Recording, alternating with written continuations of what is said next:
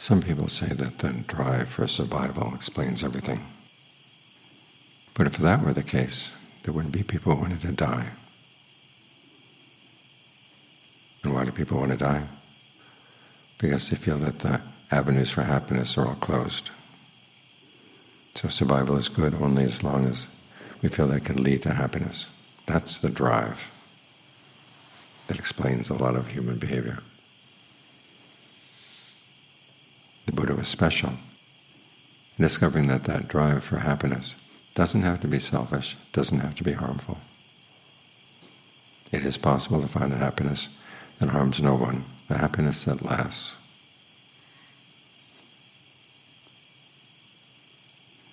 He respected his own desire for happiness, and through that he was able to develop qualities of wisdom, purity, compassion, and respected other people's desire for happiness too. When we extend thoughts of goodwill to others, we're not saying, as some people say, that we're basically accepting them. We're respecting their desire for happiness. Now, this doesn't mean we respect the way they're looking for happiness, because a lot of people who are looking for happiness in ways that are harmful to themselves or to other people, or both. But the basic desire there is something we want to respect.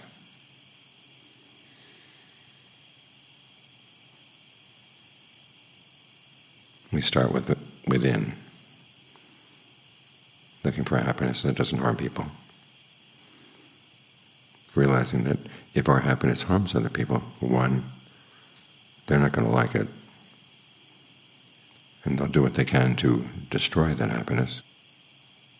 And two, even if they're weak and can't destroy our happiness, still the simple fact that we're doing things that are unskillful will lead to our own pain and suffering down the line. So respecting both the desire for happiness and the principle of karma. That's what goodwill means. So think about goodwill for yourself. We live for happiness. There's no way we can survive without it.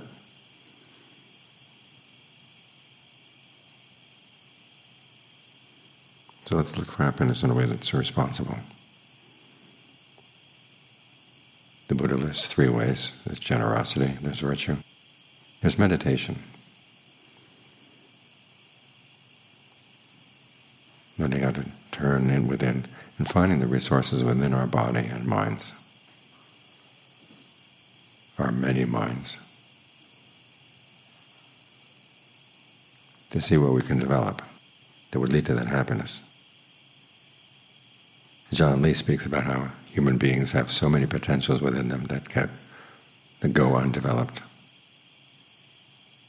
So let's see what we can develop out of the breath. You can breathe in short,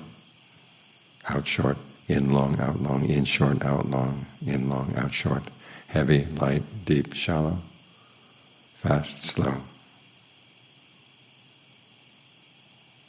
All kinds of ways of breathing. Explore this element or property, this potential you have in the body. And you do that by paying a lot of attention. This is a lot of what respect is. You're paying attention to things, not just sloughing them off. For most people, the breath doesn't have much potential. It's there, coming in, going out. And as long as it keeps on coming in, going out on its own, you can turn your attention to other things. What happens when you give it your full attention, i.e. all around? Think of the breath coming in, bathing the whole body. It's not so much that you're watching the breath, you're letting the body be bathed in the breath.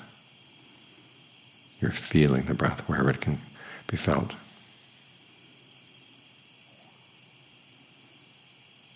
All too often the breath doesn't get much room in the body because we're using the breath energies in the body to help us think. Here we can let the thoughts fall away and maintain only enough thinking to be aware of the whole body breathing in, the whole body breathing out. Let the breath have the whole body.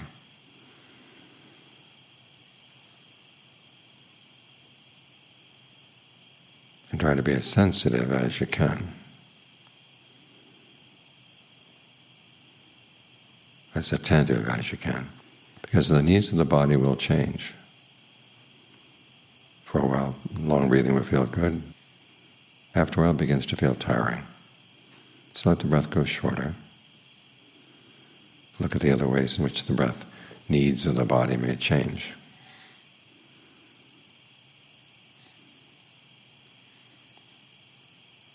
As the breath gets more comfortable, there's a sense that the breathing fills the whole body.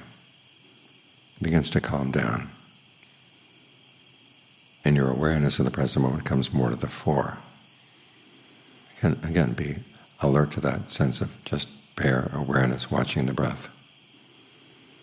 It's not totally bare, because after all, you're giving it tasks to do, but trying to make it as simple as possible.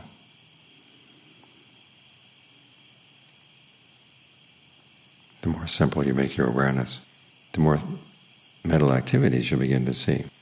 Because after all, there's not just the breath and the awareness, there are thoughts about the breath, perceptions about the breath. There's a sutta where the Buddha talks about how Venerable Sariputta, his foremost student in discernment, could see all kinds of mental activities going on, even as the mind settled into very deep stages of concentration. So there are things to observe here. You want to see how you're putting this state of body and mind together. By the way you breathe, by the way you talk to yourself, and by the perceptions you hold in mind, and the feelings you focus on. Be careful as you focus on the feelings,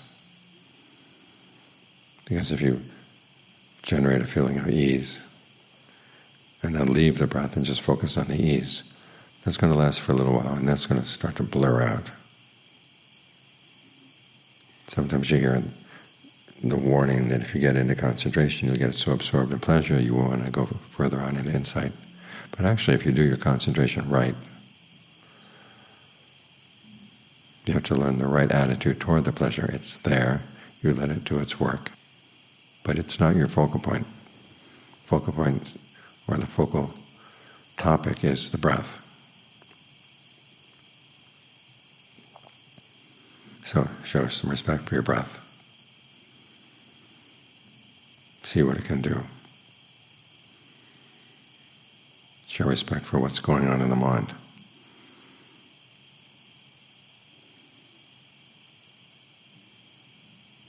We live in the world where disrespect is so rampant.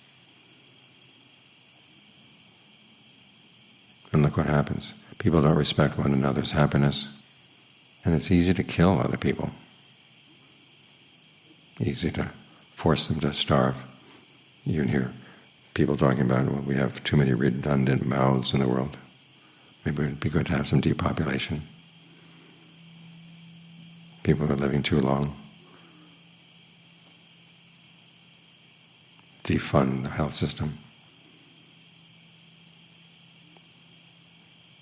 It's all out of disrespect. So we bring an attitude of respect to our own happiness. Makes us more sensitive to how we should bring an attitude of respect to other people's happiness. In this way we can live together.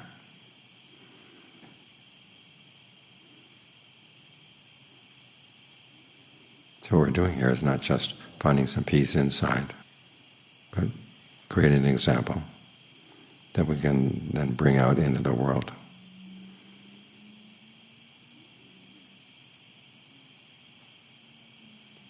Because one of the things we want to know, when you're wishing for other beings to be happy, what does it mean? What do they have to do? Because your wish on its own is not going to be enough. And the Buddha says it's through their skillful actions that they will find happiness. So that's one of the reasons why he says that if you really care about your happiness, you not only refrain from harming other people, but you also don't get them to do harm. And you try to discourage them from doing harm. But how well do you know what it means not to do harm?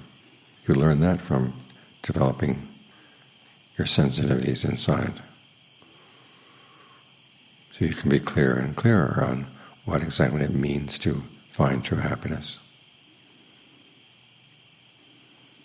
The Buddha talks about one of the forms of suffering as being not getting what you want. He goes down the list of things that people want. They're subject to aging, but they'd rather be free from aging. They're subject to illness and death. They'd rather be free from those things. They're subject to sorrow, lamentation, pain, distress, and despair. They'd rather be free of those things as well. But then you look at his own quest. The simple fact of wanting these things is not the problem, he showed. It's hoping that they will go away through our wanting. But he pursued the question of, is it possible to go past these things? Is there another way? He found that there was another way. So the desire for the aging, or the end of aging, etc., is to be encouraged. It also showed that if you want to get past pain, distress, despair, you have to look for the deathless. You have to act in ways that will lead to the deathless. That's how you find true happiness. So if you found that happiness within, you're in a much better position to help other people find it. Otherwise it's guesswork. You listen to what the Buddha had to say, it sounds reasonable. But you don't really know. It's when you really know, that's when you can really be helpful. Because you can see clearly where people are causing themselves needless affliction and causing it to others. So a large part of having goodwill for others lies in having goodwill for ourselves. This is why the commentaries recommend that you start with goodwill for yourself. Not only because it's easier to feel goodwill for yourself than it is to a lot of other people, but also because you're going to have to find out within yourself what it means to be truly happy and what has to be done to be truly happy.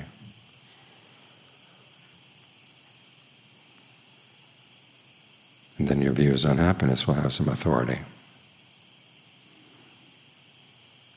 So this process of meditating we're doing right here, it's not selfish.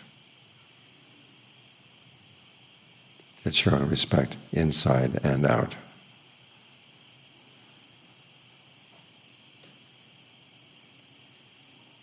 And that way it's a gift to ourselves and a gift to the world around us.